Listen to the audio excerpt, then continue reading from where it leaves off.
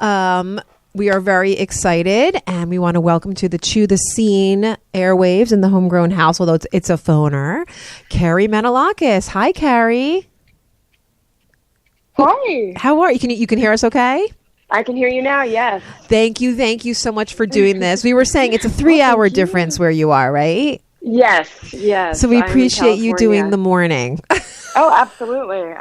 Doing the Thanks morning. for having me. No, you know what? It's funny because when I posted on Facebook and on Instagram, so people are like, "Oh, you're going to be interviewing Carrie, right?" I'm like, and it's so funny because the world of the internet, like who knows who, and you know, a tangled web we weave, right? We're all kind of connected.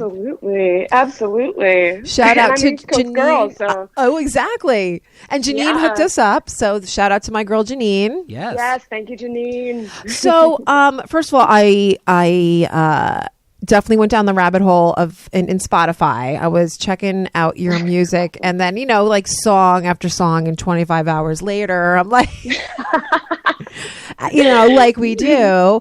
But so you're a singer-songwriter, you're an actress, you're a writer. But let's go way back. Where are you originally from? I'm from Syracuse, New York. Really? Okay. So New York, it's cold up there, isn't it? It is very cold up there. Yes. At very odd times of year, too. We have a long winter. Oh, because I know I have a friend that lives up there, and when they post pictures, I'm like, oh. So no wonder that you are in LA, where it's probably quite the opposite, right? It is. Yeah, I do love it. It makes me appreciate the weather in Los Angeles a lot. I still go back to the East Coast all the time, but it is very nice to kind of make up for those many years of snow. I bet. So now you went to college, and then you kind of like got into the Broadway right away, right after you graduated.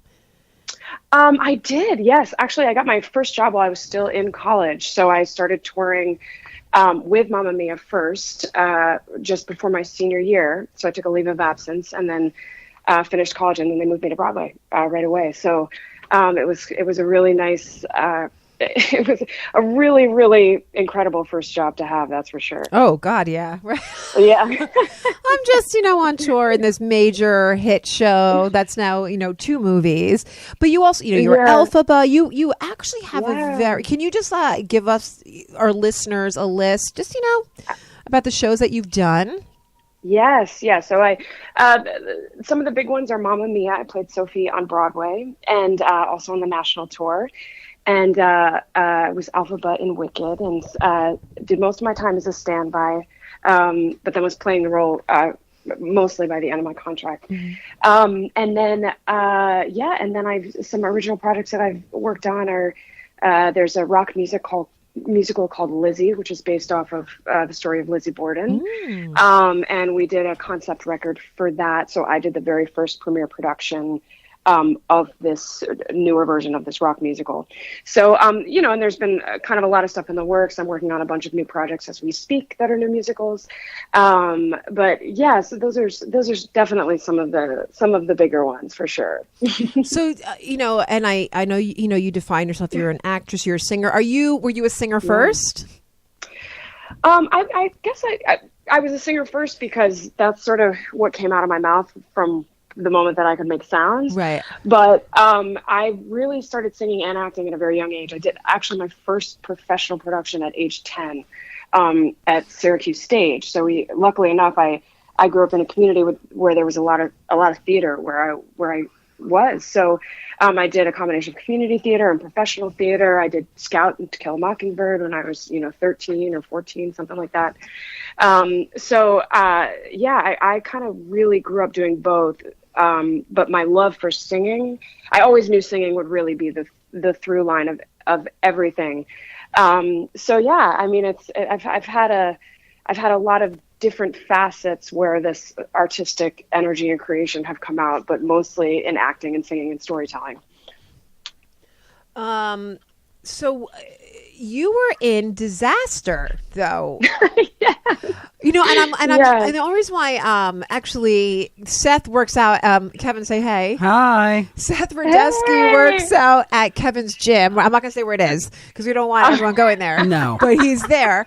And then the one high school just did it this year as their spring musical. I did not realize that. That's amazing. So what was Yes. that like besides hilarious? Hilarious. Seth is one of the funniest, most ridiculous, most like big-hearted people I have ever met. It was really fun. I mean, I met Seth pretty much on my first job, and we were when I was doing Mamma Mia, and it was funny. He saw me at a concert. He was like, "Oh my God, who are you? Why don't I know who you are? You should be on Broadway." I was like, "I am on Broadway right now."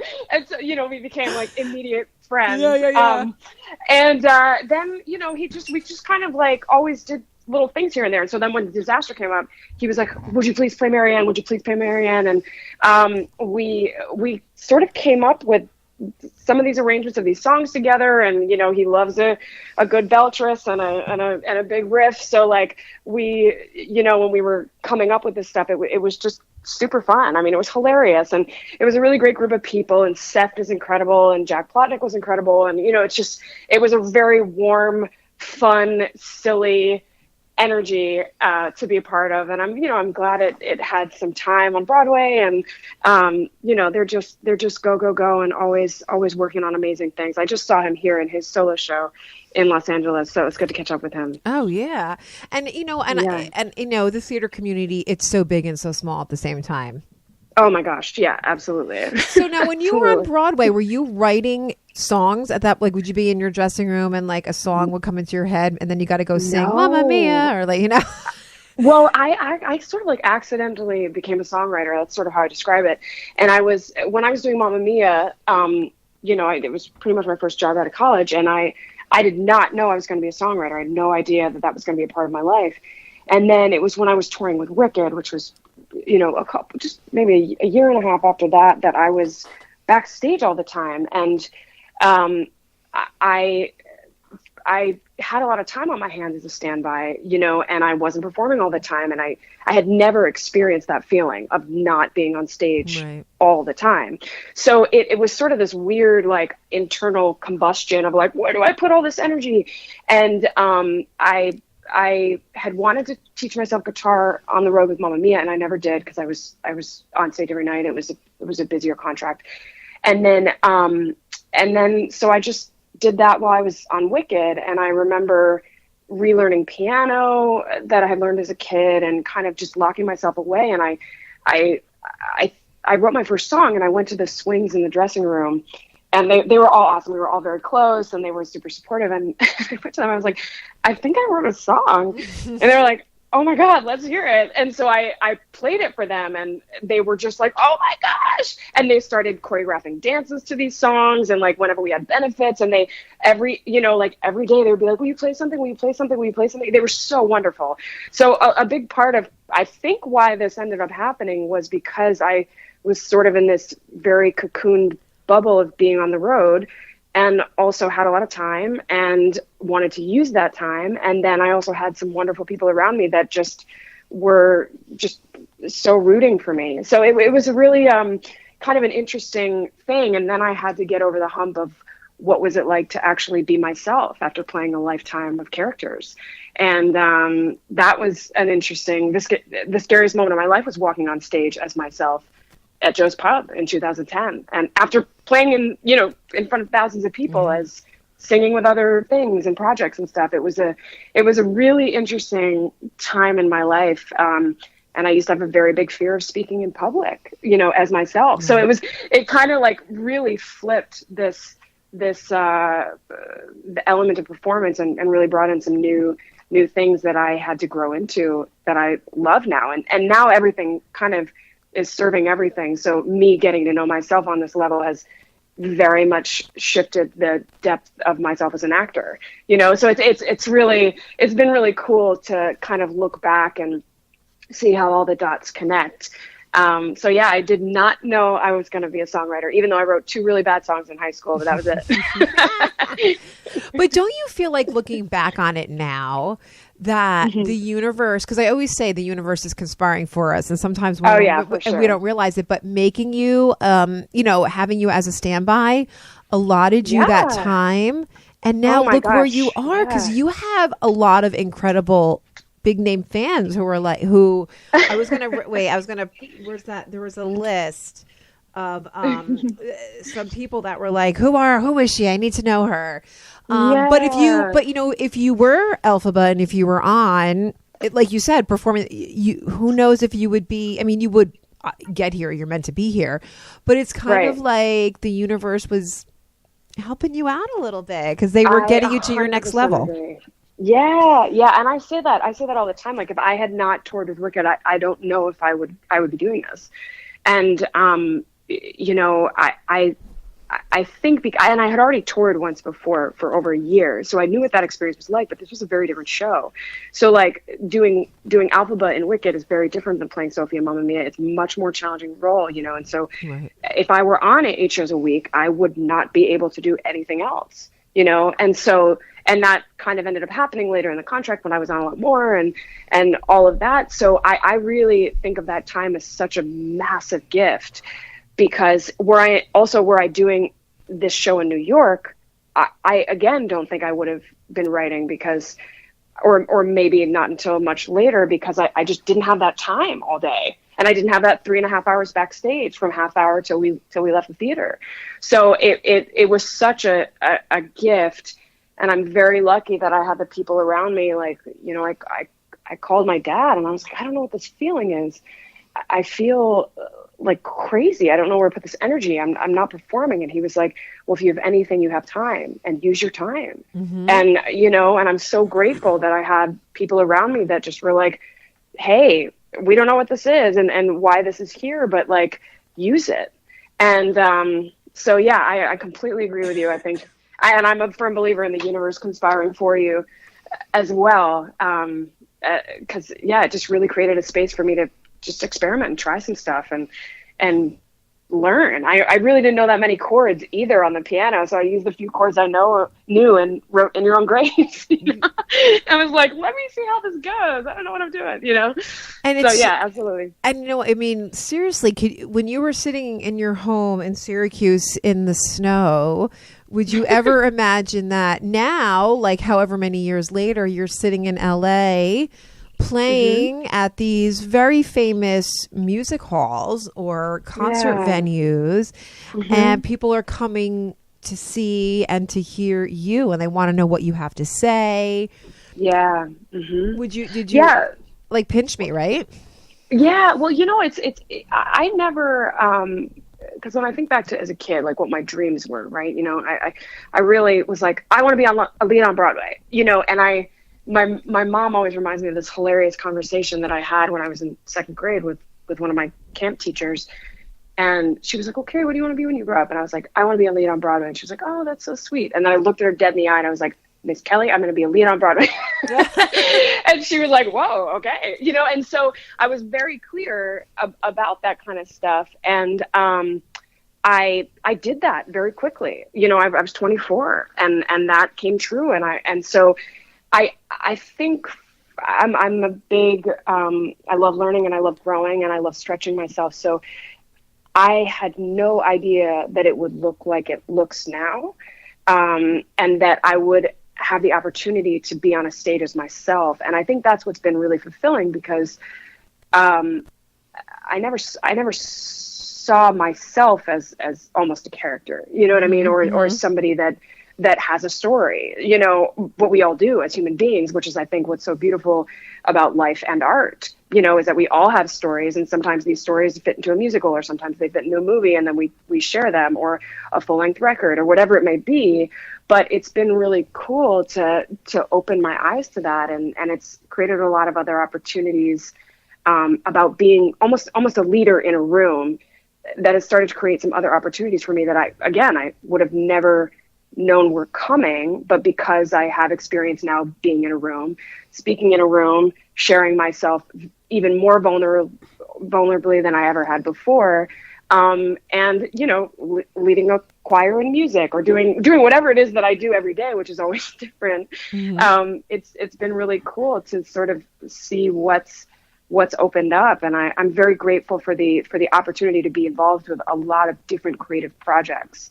Cause I think that's sort of why I became a writer. I didn't, you know, I had stuff to say, but I didn't know I had stuff to say, mm-hmm. you know? And so that's what's been interesting to kind of unlock is there's still more in there. I just don't know what it looks like yet. And I think that's the amazing thing about being an artist. That's how we express ourselves, is through our art, which is such a gift. And I think I know for myself, sometimes I apologize for being an artist. I'm like, oh, maybe I should be working in corporate America. And then I'm like, you know, I'm like, screw that. It's great for someone else, but I'm not going to apologize for the gift I have. Or Carrie, I mean, you obviously have a gift. I mean, I can't write music. Kevin writes too. Mm-hmm. Yeah. So he's sitting here listening too, and he's a musician as well. Did you have anything you wanted to? Well, I had a wicked question for you. Yeah. So when you're taking over a role like Elphaba, I mean, it's such an iconic piece of Broadway, and there's so many other people who have come before you in doing that role. So when you're preparing for something like Elphaba, you know, what's your process like to get inside that character, and do you feel that it's hard to embody that character with the noise of other people who have come before you? Or do you feel pressure to have to step up to be, you know, something be like, you know, how much of that character is Carrie, and how much do you feel like you've borrowed, or maybe you haven't borrowed, from other actresses before you? Well, I think as when I was doing the role at the time, and especially starting as a standby, and it just in the way that it worked out, I ended up going on kind of last minute a lot during my contract at the beginning. So even my first show was halfway in the middle of the show. So my actual preparation time was certainly not what I planned. So as far as as being a replacement, which I was in Mamma Mia and I was in Wicked, it is a bit different, you know, because there are certain things that you have to do because that's how the show runs, you know, and you have to have your cues kind of in a certain timing, and you have to be on the number 4, because if you're not, you might get run over by a piece of scenery, you know, so there's certain things that have to happen. And so that I completely get, and you know, we all kind of, going into a role that already exists, have to sort of abide by those rules. Within that, there's some flexibility, but again, being not so much a part of the rehearsal process from the beginning as the role, you know, you don't have as much freedom to create with the person you're playing opposite. So it as a standby, I had sort of I developed a completely different set of tools right. that which made me very malleable and flexible and very calm in high stress situations.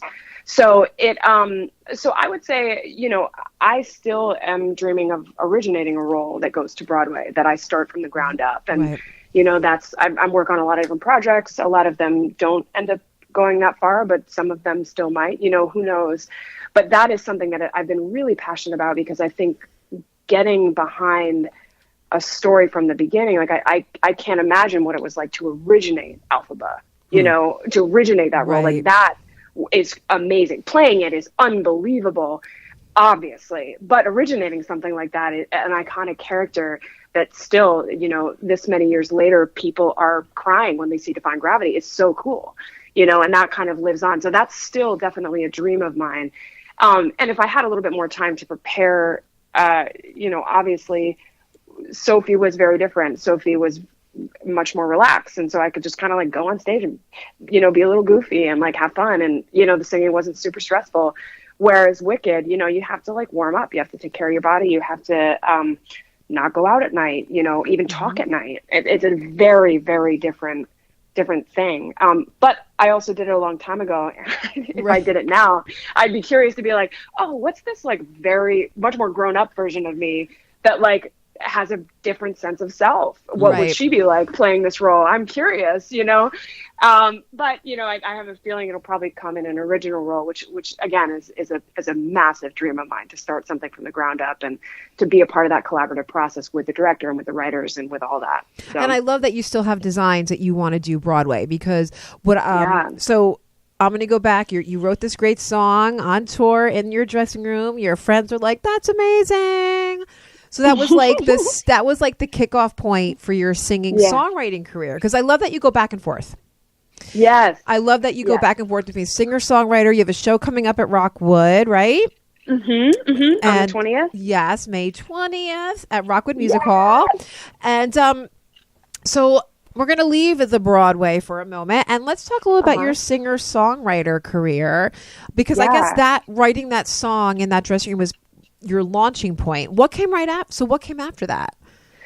So what came right after that was I think I was done with Wicked in 2010 maybe, and I had written like, I don't know, maybe 10 songs or something like that, and I went back to New York and I played my first show and I told no one except for my parents and like my brother and sister and like 5 friends. And I was like, okay, guys, I'm going to play. And it was at Googie's Lounge. I don't know if you know where that is, but it's above the living room and it's like 30 seats, right? So it was so low stress. And it was a good friend of mine, Shayna Taub, who, if you don't know her name, you should know her name. She's just unbelievable writer, performer. She's writing massive musical. Like, it's just, she's insane. And she and I went to college together, and she was like, Carrie, I booked a show at Googie's and you're going to play the other half of the set. And I was like, wait, what? Excuse me? And so I ended up doing that and telling no one and playing guitar in front of people for the first time and messing up and like trying to engage an audience as myself, you know, and it was so like, it scared me so much, but I was like, I just have to do this. So my parents were so cute and they came to this, you know, there's like 15 people there. Right. And then I did like one other show that I let myself be like a little bit bigger, and I told like a few more people, and then I was like, all right, here we go. And I booked Joe's Pub, and because I knew it would scare me to death. Right. And I booked Joe's Pub as myself. And I was like, okay, you know, and because for years people had said, you know, Carrie, you should do a record. You know, you should make a record. But I knew I didn't want to do a record of cover songs. Like, it just never, that was never at the time something that felt right. So I waited a very long time to ever do my own show, to ever do my own record. And so then I booked Joe's Pub. And I think because I'd had a Broadway presence, and then hadn't ever played, it was like sold out and people were like so excited. And I remember walking the moment when the band went on stage, and I was about to go on stage, and I was by myself because the band goes out first. Right. It was this moment that I was the most scared in my entire career. And I was like, Carrie, do you run? Like, do you abort? Like, what do you do? You know, and which is so funny because I have performed in front of tens of thousands of people already at that time. And so, you know, and then I went on stage and I did it, you know, and I'm a big believer in doing things that scare you, because when you're comfortable is when you're growing, you know, and so I did it. And, you know, I had only written maybe at the time, you know, 10 songs, and we probably played all of them. Right. Hey, like you do. Soon after I was like, okay, you know, and then I had written maybe 15 songs, and I put 7 of them on this first album, Echo. And then from that show, we had a viral video that kind of then shifted the trajectory of everything, which also no one could understand how that happened. You know, when I knew no one in the music industry, no one. I knew not a single person in the music industry at that time. And had no team in that world. I was much more immersed in the theater world. So, you know, when I was starting to talk to people later on, and they were like, how did this happen? How did this happen? Who's your PR team? I was like, you know, it was just me. I just put it on my Facebook. And they were like, that's adorable. But who's your PR team? You know, and I was like, no, really though. So, you know, again, I had to kind of follow the signs of the universe and be like, well, let me see if I take writing seriously, because that was a craft that I had not mastered. You know, I did not know I think I had a little bit of a knack for it, and I was kind of my intuition about what moves people sort of worked, but I didn't know about song structure. I didn't know about any of that. I just was like writing what felt good. So then I spent some time in Nashville and LA, and again, doing some crazy things. I've done some crazy things. I got on a plane and I went to Nashville, and I knew one person, I was like, well, let's see, because that's where songwriters are, and I spent about a year and a half to 2 years writing almost every day. And I wrote like 100 songs and wrote with some of the best writers. I had met enough people out there that connected me to some of the best people. And then this current record is now compiled of songs that I co-wrote, because I learned how to, I put myself in this co-writing world because I'd written by myself. I didn't even know people wrote songs together. Right. I mean, I'm so naive, like so green, so like but that's, just fresh, but I feel like that's what people, we love that raw. And I do love that you said, you like to do stuff that scares you, because I'm the same way. I always say, do one thing a day that scares you.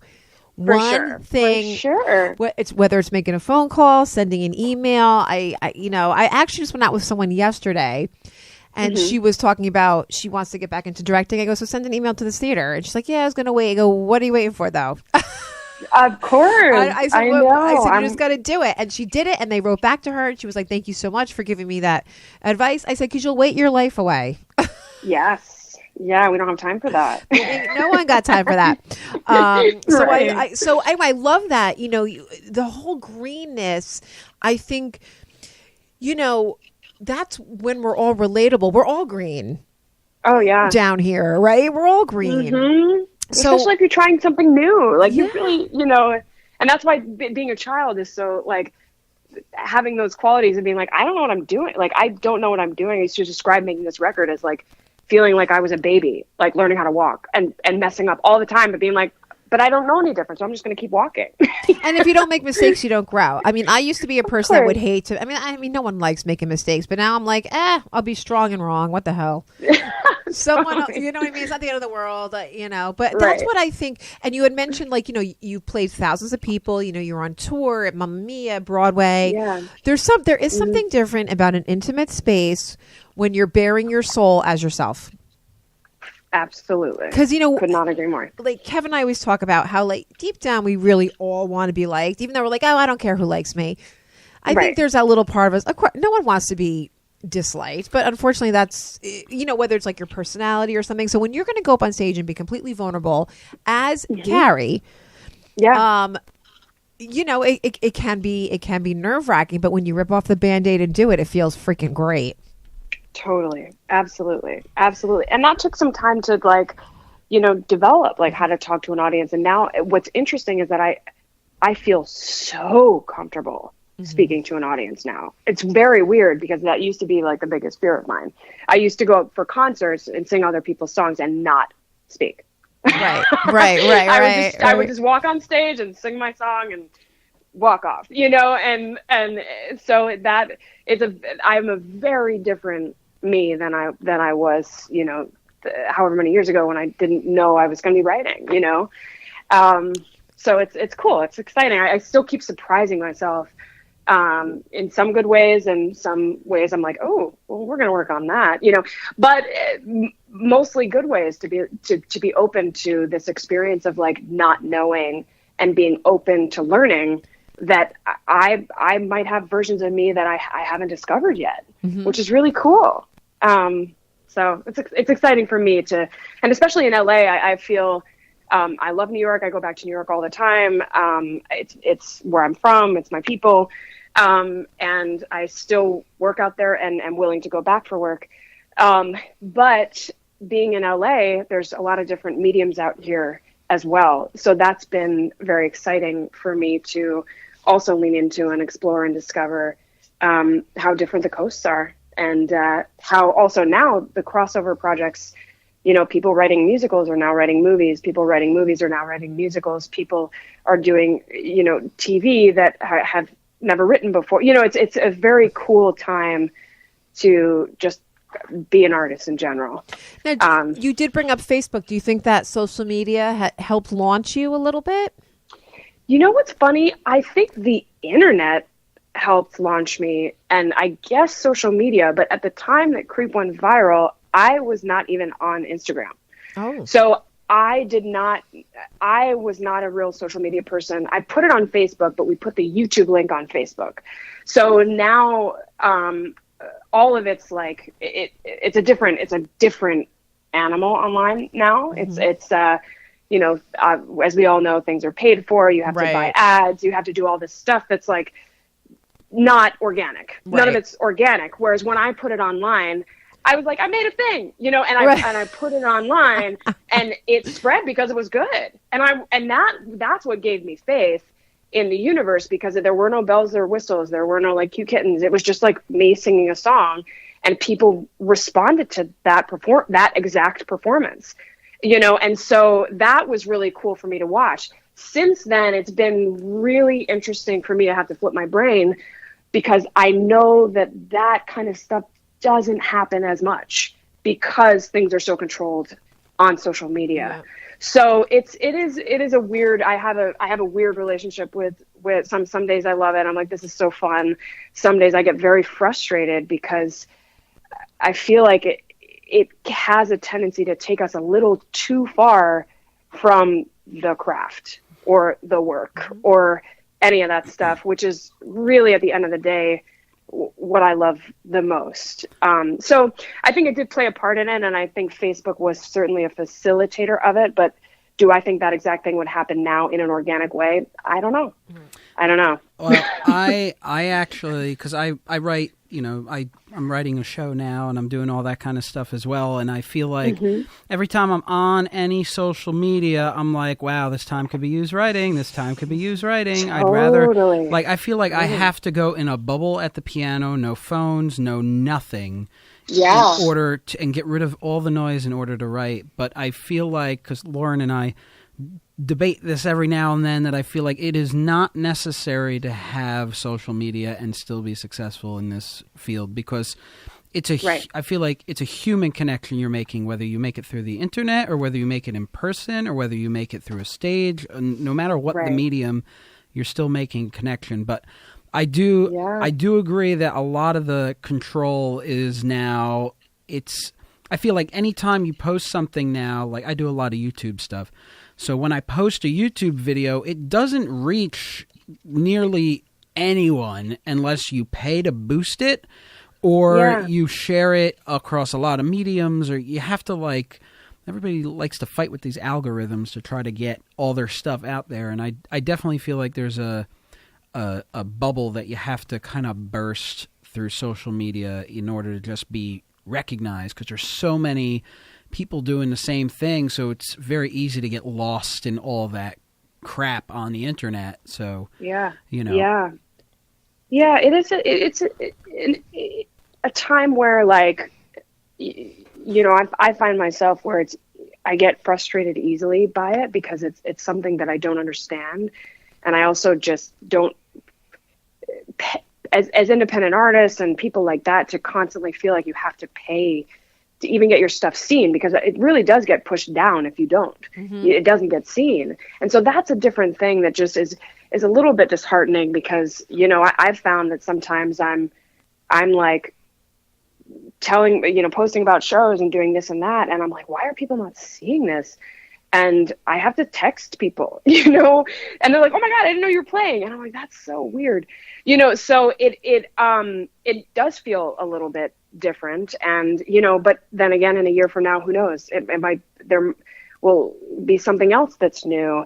So I try not to get too attached to any of that, and at the times where I do have my moments, I get back to the work, and back to how can I create. I do wish my time was spent more at a keyboard and on a stage and reading scripts than being on social media or emailing people. I do wish that ratio were a bit more balanced, but right now that's just sort of how it is, and I just have to accept it. It's like a one woman or a one man band. You got to do it all yourself. But the business and the creative, you have to do it all. Yeah. And one of Sorry, and one of my favorite quotes, I forgot what movie it's from, but it might be like Angels in America or Angels in the Outfield or something, but it's like, if you build it, they will come. Oh, that's what is that movie? Yeah. If you build it, they will come. It's not The Natural, but I know what you mean with Kevin Costner. We know what you're talking about. I can't think of it right now. Yeah, I'm a big believer of, if you build it, you will get a crowd of people. It's a lot of it. I feel like it's just persistence and keep on doing it. Absolutely. Yeah. And I think it's actually what I found is like really complete work. And I think what's been exciting about this project, and finally releasing this record that came out 2 weeks ago, is that like I have been working on it for years, and it just took me so long to figure this out because everything had changed and I was going through some personal things, and it just was so much harder than it was the first time. The first time was like, we got in the studio for 3 days, we recorded an album and we released it, and then we had a viral video. It was like amazing. And then this last one felt so challenging, and I almost didn't fully release it, because of like fear, and I had launched a pledge campaign and I released it through that. And then again, luckily I surround myself with people who really forced me to be accountable, and they were like, Carrie, it's time. Stop waiting for the perfect team, for the perfect people, for the perfect stuff. It's time to go, and I needed that. And, immediately I got on the phone. I booked a photo shoot so that we could have a new record cover that was more, looked more like me and had more of my essence. And we had that done by Friday. It was just like, okay, well, as soon as my brain shifted, I was like, Carrie, you got to do this. It doesn't maybe look how you thought it was going to look. It hasn't, maybe who knows how many people it's going to reach. The release might feel different than you thought it would feel. But at the end of the day, you just got to do what you said you were going to do, completely and fully. And so that to me has been very, even though it took a long time and I had a lot of incredible support through this, when I decided I wanted to make a record now years ago, I spoke it into existence. I had never, I didn't even have, a studio booked. I didn't know what songs I was doing. None of that. I just was like, I'm making a record and I need your help. And people showed up in droves. So you manifested that, Carrie. Yeah, that's because you manifested it. Yeah. I sort of really had to. I think I want to get back to that version of myself that like, fear comes along the way, but I think fear comes because we, make mistakes and we miss opportunities, or things happen not in the way that we plan them. And so then when we can kind of like actually look at a bigger fear in the eye and keep going is when things get really exciting. And I think I'm now just starting to get to that point, because I didn't really understand artistic fear up until this point. I was just sort of like, oh, I'm doing a thing and like, we'll see what happens. Who cares? It's great. Right. And then I was like, oh, there are things that work out and things that don't work out. And I have to have a relationship with myself in both of those times. So wait, let's talk about your record. So you have a new record that you released. Can you give us a little info about it? What's the story? What's the title? Tell our listeners. Yes. So I have a new record that is out. It is called The 44th Chord, and it came out on May 3rd. It's mostly original songs that were co-written in Nashville and LA with some incredible writers. So and then we have a couple of covers on there, and all those covers are very specific heartstring songs for me. That were picked for very deliberate reasons. So we have a Smashing Pumpkins song, we have Hallelujah, we have Let It Be. So, and then my own songs, one came out last year, Take Me Down. And then I have seven other original songs on there. So, I'm very excited to have this out. This is a very different record than my first, for sure.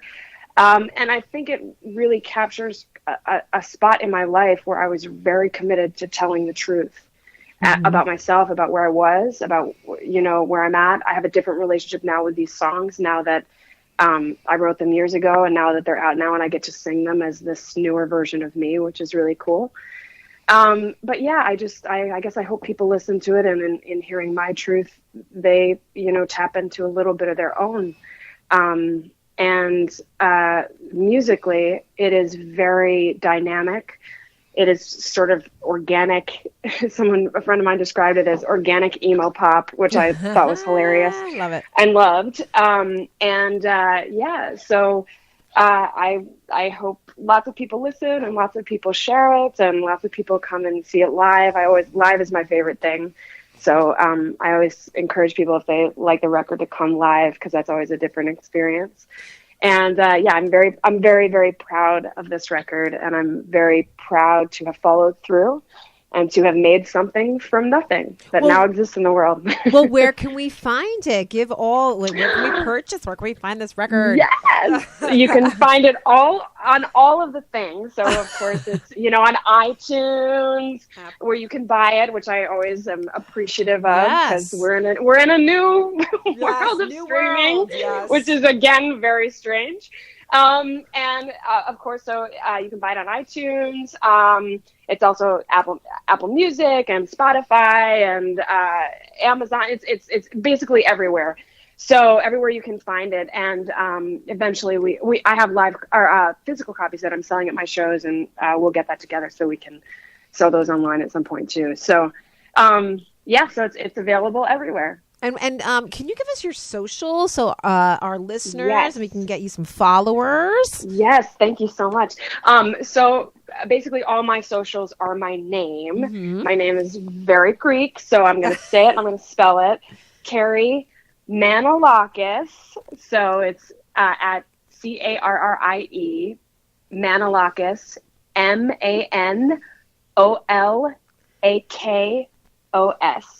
And the vowels go Ayo, if you need help remembering how they go. So at Carrie Manolakos, you can find me on all the things: Instagram, Twitter, Facebook.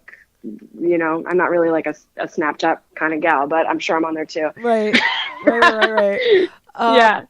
And also, talk about your show really quick. At Rockwood. Yeah. Give us a little where we get tickets and stuff.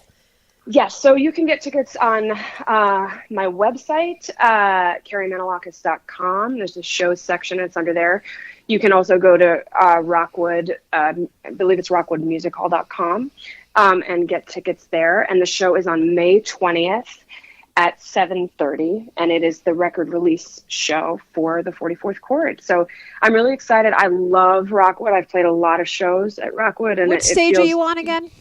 Are you stage 2? Stage 2, the big one. Yeah. Yes. Yep. Yeah, it's a great spot. You can still see New York. You can see the streets and people walk, and then I love it. Yeah. So we'll be there, and I'm sure we'll be hanging afterwards, and because it's been a while since I've played a show in New York.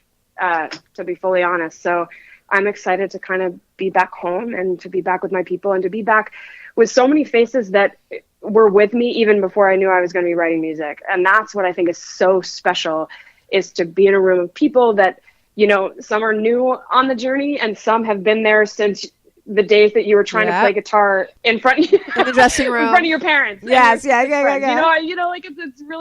It's really awesome to see. So I'm very excited about having this record out and about playing live, and especially coming back home to New York. Well, welcome back. We're happy to have you always. Thank you definitely so much. Go follow Carrie on all the socials. Carrie Manolakos on all the social media. Go and purchase the 44th chord, iTunes, Apple Music. We want to support these musicians. And I unfortunately can't go on Monday because I'm in a rehearsal, but I hope that we actually get to meet face to face at some point. Me too. I would love that. That would be so. Thank you so much for this. Oh my gosh. Wonderful. I'm so glad we got to connect. I am so happy. Shout out to my girl Janine for hooking us up, and Kevin for being here. Kevin's my engineer, and he'll get this all up on the YouTube, and then you could share. Awesome. So you're good luck on Monday. I can't wait to hear all about it. And you know what? We always say, once we've interviewed you, you're part of the family. So if you ever want to come back on the air, you are so welcome, Carrie. Thank you so much. Thank you. I so appreciate it. Thank you so much, and have fun on Monday. Thank you. Thank you. Awesome. Bye. Well, bye. Thanks so much.